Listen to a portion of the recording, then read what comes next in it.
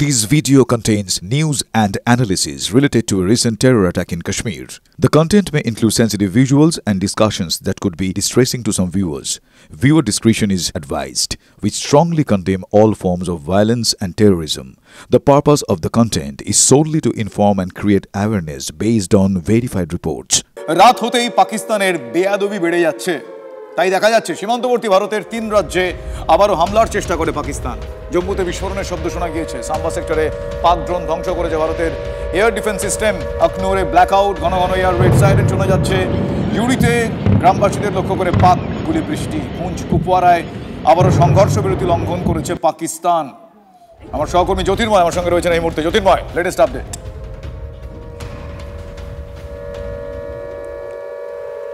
দেখো, এই মুহূর্তে আমি যে জায়গায় রয়েছি এখান থেকে বাইরে কোনোভাবেই বেরোতে দেওয়া হচ্ছে না। আমি কিছুটা ছবি দেখানোর চেষ্টা করব যে এখানে মূল যে দরজা, সেই দরজা সম্পূর্ণভাবে বন্ধ করে দেওয়া হয়েছে এবং এই বন্ধ কিন্তু পুলিশ এসে, অর্থাৎ জম্মু কাশ্মীর পুলিশ এসে তারা এখানে বাধ্য করেছে এই জায়গা লক করে দিতে। অর্থাৎ আমাদেরকে কার্যত ভেতরে আটকে দেওয়া হয়েছে এবং লক করে দেওয়া হয়েছে এবং কোনো পরিস্থিতিতেই বাইরে বেরোতে দেওয়া হচ্ছে না।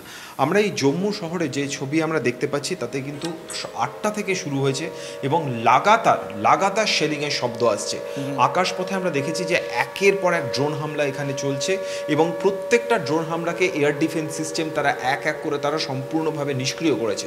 কিছুক্ষণ আগে যে খবর আমরা পেয়েছি সেই খবর অনুযায়ী শ্রীনগর এয়ারপোর্টের কাছে ড্রোন হামলার খবর এসছে এবং সেই জায়গাতেও কিন্তু এয়ার ডিফেন্স সিস্টেম সেই ড্রোন হামলাকে নিষ্ক্রিয় করেছে। আজ সন্ধেবেলা প্রথম খবর আসে জম্মু কাশ্মীরের উড়ি সেক্টর থেকে। উড়ি সেক্টরে আমরা জানি যে এই জায়গাতে যেহেতু প্রথম থেকেই একেবারে যখন পেহেলগাম হামলা হয়েছে তারপরে প্রথম অস্ত্রবিরতি লঙ্ঘন হয় এই উড়ি সেক্টরে এবং এই উড়ি সেক্টরেই প্রথম 22 তারিখের ঘটনার পরে 23 তারিখে এই জায়গা দিয়ে জঙ্গিরা ঢোকার চেষ্টা করে এবং এখানে কিন্তু আঘাত সব থেকে বেশি। এবং এই জায়গাতে আমাদের কাছে যে খবর আসছে তা হচ্ছে বাংকারে মানুষকে সরিয়ে নিয়ে যাওয়া হয়েছে। আর এই জম্মু কাশ্মীর থেকে মাত্র 35 কিলোমিটার দূরে রয়েছে আখনুর এবং সাম্বা সেক্টর। লাগাতার যে শেলিংয়ের শব্দ আমরা জম্মুতে পাচ্ছি তার মধ্যে অধিকাংশ যেগুলি কিছুটা দূর থেকে আসছে সেগুলি কিন্তু সাম্বা সেক্টরে হচ্ছে। সাম্বা সেক্টরের থেকে খবর আসছে যে লাগাতার নিরীহ গ্রামবাসীদের কথা বলতে বলতে জ্যোতির্ময় সময় সেই আওয়াজ কিছু পাল্টা জবাব দিচ্ছে ভারতীয় সেনা। ধন্যবাদ আপাতত তোমায়। পরিস্থিতির দিকে নজরে রাখো, আপডেট নেব অবশ্যই।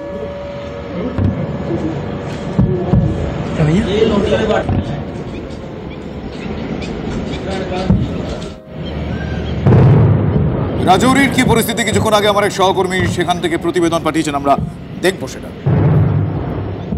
इस समय मैं रजौरी में मौजूद हूँ और यहाँ पे लगातार जो फायरिंग है वो यहाँ पर हो रही है। पाकिस्तान की तरफ से लगातार सीज फायर का उल्लंघन किया जा रहा है और आवाज़ें आप साफ तौर पे सुन सकते हैं कि किस तरीके से पाकिस्तान यहाँ पर सीज फायर का उल्लंघन कर रहा है। मैं इस वक्त रजौरी में मौजूद हूँ और आवाज़ें आप साफ तौर पे सुन सकते हैं कि किस तरीके से फायरिंग की आवाज़ यहाँ तक सुनाई दे रही है। लगातार पाकिस्तान की तरफ से जो मोटार है वो भी यहाँ पर दागे जा रहे हैं, लेकिन इन सब के बीच भारतीय सेना पाकिस्तान को मुंह तोड़ जवाब देती हुई नज़र आ रही है। और यहाँ पे आप देख सकते हैं, सुन सकते हैं बाकायदा कि किस तरीके से पाकिस्तान लगातार फायरिंग जो है इस इलाके में करता हुआ नजर आ रहा है। कैमरा पर्सन अनुदीप शर्मा के साथ अंकित भट्ट, TV9 भारतवर्ष के लिए।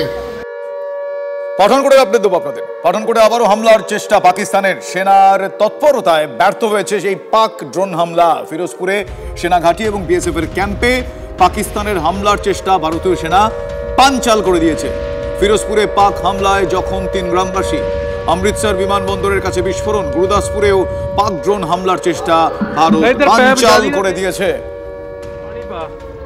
আমার সহকর্মী সায়ন্ত এই মুহূর্তে আমার সঙ্গে রয়েছেন সরাসরি। সায়ন্ত, এখনো পর্যন্ত পরিস্থিতির কি আপডেট আমি দর্শকদের জানালাম, আর কি খবর রয়েছে? দেখো, আমি এখন রয়েছি অমৃতসর বিমানবন্দরের কাছে এবং এখানে কিন্তু সন্ধ্যায় অমৃতসর বিমানবন্দরের ওপরে 3টি ড্রোন হামলা করে। মূলত এয়ার ডিফেন্স সিস্টেম সেগুলোকে অকেজ করে এবং ধ্বংস করে সেগুলোকে মাটিতে ফেলে। অন্যদিকে পাঠানকোটেও পাকিস্তানের 2টি ড্রোন গিয়েছিল এবং সেগুলোকেও ধ্বংস করে ভূপতিত করেছে ভারতীয় এয়ার ডিফেন্স সিস্টেম। কিন্তু যেটা দেখা গেল ফিরোজপুরে 4টে ড্রোন এসেছিল, 3টি ড্রোনকে অকেজ করতে পারলেও একটি ড্রোন সরাসরি ফিরোজপুর ফাজিলকা রোডের ওপরে একটি রেসিডেন্সিয়াল এরিয়ায় পুরো পড়ে এবং সেখানে একাধিক বাড়ি কিন্তু এফেক্টেড হয়েছে এবং সেখানে একটি গাড়িতে থাকা 2-3 জন তারা গাড়ির মধ্যে ছিলেন, তাদের গাড়িতেও আঘাত লেগেছে, তাতে একজনের এবং 2 জনের পা পুড়ে গিয়েছে, তাদেরকে হাসপাতালে নিয়ে যাওয়া হয়েছে। ইতিমধ্যে পাঠানকোট, ফিরোজপুর এবং অমৃতসরে মূলত ড্রোন অ্যাটাক হয়েছে এবং এয়ার বেসের উপর দিয়ে ড্রোন গেছে দেখা গিয়েছে বলে ইতিমধ্যে বায়ুসেনা সূত্রের খবর। এবং তুমি দেখতে পাচ্ছ পাঞ্জাবের যে অংশে আমরা দাঁড়িয়ে আছি, অর্থাৎ পাঞ্জাব এয়ারপোর্টের কাছে পুরো এলাকাটা কিন্তু পুরো ব্ল্যাক আউট করে রাখা হয়েছে। আমার কেয়ার পার্সন পিকুকে একবার ছবিটা দেখাতে বলবো। তুমি দেখতে পাচ্ছ পুরো এলাকাটা এরকম ব্ল্যাক আউট করে রাখা রয়েছে। আমরা নিরাপত্তাগত কারণে ক্যামেরার আলো জ্বালাচ্ছি না, কিন্তু যে অবস্থা তৈরি রয়েছে পাঞ্জাবে কিন্তু সন্ধ্যে 7:30-8টা বাজলেই গোটা এলাকা ব্ল্যাক আউট হয়ে যায় এবং গোটা এলাকার বিভিন্ন অংশ, অমৃতসরের বিভিন্ন অংশ দিয়ে আজকে ড্রোন দেখা গিয়েছে, যদি এয়ার ডিফেন্স সিস্টেম সেগুলোর মধ্যে বেশিরভাগই পুরো ধ্বংস করে দিয়েছে। স্বাভাবিকভাবে পাঞ্জাবের বিভিন্ন এলাকায় বিভিন্ন সীমান্তে ইতিমধ্যে ভারতীয় সীমান্তরক্ষী বাহিনীর তরফে বাংকার তৈরি করা হয়েছে এবং সেই বাংকারের মধ্যে বিএসএফ কিন্তু প্রস্তুত রয়েছে। ফিরোজপুরে যেটা দেখা গেছে যে গুলিগোলা চলেছে, পাকিস্তান দিক থেকে গোলাগুলি উড়ে এসেছে, পাল্টা প্রত্যাঘাত করেছে ভারতীয় সীমান্তরক্ষী বাহিনী। একই সঙ্গে সীমান্তরক্ষী বাহিনী যখন গোলাগুলি ছুটছিল তখন অনুপ্রবেশের চেষ্টা হয়, সেই অনুপ্রবেশ চেষ্টা বানচাল করেছে ভারতীয় সীমান্তরক্ষী বাহিনী। অর্থাৎ বিভিন্ন অংশ দিয়ে, সীমান্তের বিভিন্ন অংশ দিয়ে আজকে পাকিস্তান কিন্তু অনুপ্রবেশের চেষ্টা করিয়েছে, যেটা কিন্তু মূলত তাদের অন্যতম কৌশল বলে মনে করা হচ্ছে। ইতিমধ্যেই সেই কৌশল বারবার পাকিস্তানের তরফ থেকে আসছে, কিন্তু সেই কৌশল ভারত বানচাল করে দিচ্ছে, ভবিষ্যতে হলেও দেবে। শান্ত, তোমাকে আপাতত ধন্যবাদ। নজর রাখো পরিস্থিতির দিকে, যখন তখন যে কোনো সময় আপডেট নেব।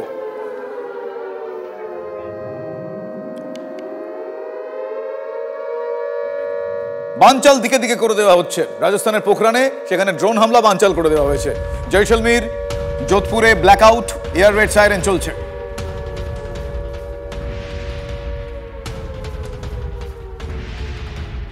রাজস্থানের জয়সলমীর জুড়ে, গোটা জয়সলমীর জুড়ে এয়ার রেড সাইরেনের আওয়াজ কানে আসছে এবং আমার ঠিক পেছনেই যে পাকিস্তান বর্ডার রয়েছে তার আকাশ সীমানায় বারবার কিন্তু বিস্ফোরণের আলোর ঝলকানি পাওয়া যাচ্ছে। শুধু তাই নয়, জেট বিমানের মতন দেখতে কিছু উড়ে যাচ্ছে এবং তারপরেই আলোর ঝলকানি। গোটা রাজস্থানের জয়সলমীর, যোধপুর, পোখরান প্রত্যেকটি জায়গা কিন্তু এই মুহূর্তে অন্ধকারে ঢেকে রয়েছে। ঘন ঘন এয়ার সাইরেন বাজছে এবং আকাশে কিন্তু আলোর ঝলকানি চোখে পড়ছে। একদিকে জম্মু, অন্যদিকে ফিরোজপুর, তেমনই কিন্তু রাজস্থানের জয়সলমীরেও এয়ার রেড সাইরেন এবং আকাশে কিন্তু আলোর ঝলকানি। পাকিস্তানির ড্রোন তা কিন্তু বারবার গতকাল এই জয়সলমীরের আকাশ সীমানায় ঢুকেছে, আজকেও কিন্তু সেরকম আশঙ্কা করছেন স্থানীয়রা এবং আকাশে কিন্তু বারবার আলোর ঝলকানি দেখা যাচ্ছে। যেটা জানা যাচ্ছে, হেভি সেলিং চলছে এই পশ্চিম প্রান্ত জুড়ে ভারতবর্ষের, যেখানে পাকিস্তানের বর্ডার রয়েছে। রাজস্থান 1070 কিলোমিটার বর্ডার শেয়ার করে পাকিস্তানের সঙ্গে এবং সেখানে কিন্তু আকাশ সীমানায় বারবার ড্রোন এবং তারপর সেই ড্রোন ফাটার যে ইঙ্গিত, সেই আলোর ঝলকানি কিন্তু পাওয়া যাচ্ছে। ক্যামেরায় তুষার ঘটকের সঙ্গে সুমন মহাপাত্র, জয়সলমীর, রাজস্থানের লোসি। বেশিরভাগ পাক ড্রোনে নাকি বারুদ ছিল না, তাহলে নজরদারি, তথ্য চুরির চেষ্টা, কোণঠাসা পাক সেনার এটা কি নয়া কৌশল? আবারও গ্রামবাসীরা এই পাক সেনার টার্গেট হয়েছে। স্ট্রেঞ্জ। আমার সহকর্মী এই মুহূর্তে রয়েছেন আমার সঙ্গে, তন্ময় প্রামাণিক। আমাদের নিউজ রুম থেকে আমার সঙ্গে এই মুহূর্তে সরাসরি রয়েছেন আমার সহকর্মী তন্ময় প্রামাণিক। তন্ময়, যে বিষয়টা জানতে চাইবো তোমার কাছে প্রথমেই, তন্ময় শোনা যাচ্ছে আমার কথা? শোনা যাচ্ছে, তুমি বলো। বেশ বেশ। তন্ময়, তোমাকে আমি একটা কলম দিলাম, একটা কাগজে তোমাকে লিখতে বললাম, কিন্তু সেই কলমে কোনো কালি নেই। তুমি যদি লিখতে যাও পাতা তো ছিঁড়ে যাবে, কিছুই লেখা বেরোবে না। এই ড্রোনে বারুদ নেই, হাস্যকর নয়? কি উদ্দেশ্য তাহলে? দেখো, হাস্যকর নয়, যেটা সন্দেহ করা হচ্ছে সেটা হচ্ছে অত্যন্ত স্ট্র্যাটেজিক্যালি এই ড্রোন বারুদবিহীনভাবে এখানে প্রয়োগ করেছে পাকিস্তান। 3টে কারণ হতে পারে। এক, এই ড্রোনটা ঝাঁকে ঝাঁকে পাঠিয়ে অনেক খরচ কম হয়ে যাচ্ছে, কারণ এখানে যদি বারুদ দিয়ে বিস্ফোরক হিসেবে এটাকে পাঠানো হয় তাহলে বিপুল পরিমাণ খরচ এক একটি ড্রোনের পিছনে। তাহলে এখানে খুব কম পয়সায় সেই ড্রোন পাঠিয়ে দেওয়া হচ্ছে। তাহলে স্ট্র্যাটেজিক লোকেশনে যেখানে পাঠানো হচ্ছে, সেটা তুমি ফিরোজাবাদী বলো, পাঠানকোট বলো, কিংবা সাম্বা বলো, উড়ি বলো, যেখানেই যাক, বা এই জম্মুতে একটু আগে যেটা বলছিল জ্যোতি বা সায়ন্ত যেটা বলছিল অমৃতসর, সেখানে কি লোকেশনের ছবি শেষ মুহূর্ত পর্যন্ত পাঠিয়ে দিচ্ছে পাকিস্তানকে? প্রশ্ন এক। প্রশ্ন দুই, যে এই ড্রোন পাঠিয়ে কোথায় কোথায় ভারতের, আমাদের দেশের এয়ার ডিফেন্স সিস্টেম অত্যন্ত সক্রিয় এবং অত্যন্ত বলা চলে খুব তাৎক্ষণিকভাবে কাজ করতে পারে, অ্যালার্ট রয়েছে, সেই জায়গাগুলো নির্বাচন করে ওরা দেখে নিচ্ছে যে কোথায় কোথায় রয়েছে, তাহলে কোথায় কোথায় গ্যাপ রয়েছে। 3 নম্বর একটা বিষয় যে এখানে কোন কোন জায়গাতে কিভাবে কখন অ্যাটাক করা যায়, কতগুলো পাঠালে কটা কাজ করছে, যেটাই করি একটু আগেই সায়ন্ত বলল 4টে ড্রোন পাঠানো হয়েছিল, 3টে ড্রোনকে ধ্বংস করা গেছে, একটি মাটিতে পড়ে, একটি বাড়ির ওপর পড়ে, গাড়িতে পড়ে কিছু মানুষ আহত হয়েছেন। সব মিলিয়ে এগুলোও কিন্তু একটা অন্য কারণ হতে পারে যদি আমরা ঘুরিয়ে দেখি যে বারুদবিহীন, পয়সা নেই তাই পাঠিয়ে দিচ্ছে না, এতটা সহজ করে বোধহয় দেখাটা উচিত নয়। নিশ্চয়ই যারা সমর বিশেষজ্ঞ আছেন আমাদের দেশের, যারা সমস্ত স্ট্র্যাটেজি ঠিক করছেন, তারা নিশ্চয়ই এগুলো দেখবেন। আমাদের মনে কিন্তু এই প্রশ্নগুলো উঠে এসছে এবং অনেক বিশেষজ্ঞের মনে এই প্রশ্নগুলো উঠে এসছে যে এই কারণে বারুদবিহীন ড্রোন পাঠিয়ে আপাতত নির্দিষ্ট করতে চাইছে তারা কোথায় জোরালো আঘাত হানবে। সেরকম কোনো স্ট্র্যাটেজি কিন্তু পাকিস্তানের এই বদ বুদ্ধি থাকতে পারে। ঠিকই থাকতে পারে, থাকতেই পারে, কারণ তারা প্রত্যেকটা মুহূর্তে তাদের বদবুদ্ধিরই পরিচয় দিয়ে এসেছে। তাহলে সেক্ষেত্রে ভারতও প্রস্তুত আছে, তেমন খবরও আমাদের প্রত্যেকটা মুহূর্তে আছে, তাই তো তন্ময়? সেরকমই বিষয় রয়েছে এবং সেই খবরও রয়েছে। সেই জন্য প্রতি মুহূর্তেই বলা চলে যে পাকিস্তান তাকে নজরে রেখে দেওয়া হচ্ছে। এবং তোমাকে আমি বলবো যে পিছনে একটা ছবি দেখতে পাচ্ছি আমরা, লাইভ ছবি, যে পাকিস্তানের এবং ভারতের আকাশের ছবি। কেন বদবুদ্ধি বলা হচ্ছে, তারা ঠিক এইভাবে ড্রোন এই বিষয়টার বাইরেও কিন্তু তুমি দেখো ভারত এরকম একটা সিচুয়েশনে শ্রীনগর এয়ারপোর্ট বন্ধ রেখে দিয়েছে, জম্মু এয়ারপোর্ট বন্ধ, একেবারে এদিকে চণ্ডীগড় থেকে শুরু করে পাঞ্জাব, হরিয়ানা, রাজস্থান, জয়পুর, আজমের, যোধপুর, এই সমস্ত জায়গা একটাও ফ্লাইট নেই। অর্থাৎ কোনোভাবে যেন কখনো এই ফ্লাইট ক্ষতিগ্রস্ত না হয়। এখানে দুই দেশের এই যে টেনশন রয়েছে, সেই টেনশনের কারণে পাকিস্তান কিন্তু যেটা করছে, তুমি দেখো ইসলামাবাদে এই মুহূর্তে 3টে ফ্লাইট দেখা যাচ্ছে এখন রাত্রিতে, আমরা যে টাইমে তোমার সঙ্গে দাঁড়িয়ে কথা বলছি শুভজিৎ, এখন দেখো লাহোরে 2টি প্লেন, লাহোরের একদম বিমানবন্দরের উপরে, শহরের উপরে, প্লাস একটি প্লেন যাচ্ছে সেদিকে। অর্থাৎ এগুলি সবই বলা চলে কমার্শিয়াল প্লেন এবং সেখানে এইগুলোকে তারা ঢাল করছে যাতে প্রতি মুহূর্তে ভারতের ওপর তারা ড্রোন বা মিসাইল হামলা করছে, ভারত পাল্টা হামলা যাতে করতে না পারে। কারণ পাল্টা হামলা করলেই এই প্লেন ক্ষতিগ্রস্ত হবে, আন্তর্জাতিক স্তরে তারা ভাবুক, তারা সেরকম তন্ময়, তারা সেরকম ভাবুক, তারা ভেবে তাদের মতন তারা এগিয়ে চলুক। কিন্তু ভারত কতটা এগিয়ে গিয়েছে, ভবিষ্যতে এগিয়ে যাবে তার নতুন করে তুমি কি বলবো গোটা পৃথিবীর মানুষজন জানে। ধন্যবাদ তন্ময়। সাইবার হানা থেকে বাঁচতে সতর্কবার্তা জারি স্বাস্থ্য ভবনের। পাকিস্তানের সঙ্গে যুদ্ধ পরিস্থিতিতে সতর্কতামূলক পদক্ষেপ। নেটওয়ার্কে ফায়ার ওয়াল সক্রিয় করার নির্দেশ, প্রতিটি জেলার স্বাস্থ্য দপ্তরকে নির্দেশ স্বাস্থ্য ভবনের। ওয়েবসাইটে ফায়ার ওয়ালের ব্যবস্থা না থাকলে তা নিষ্ক্রিয় করে রাখার নির্দেশ দেওয়া হয়েছে।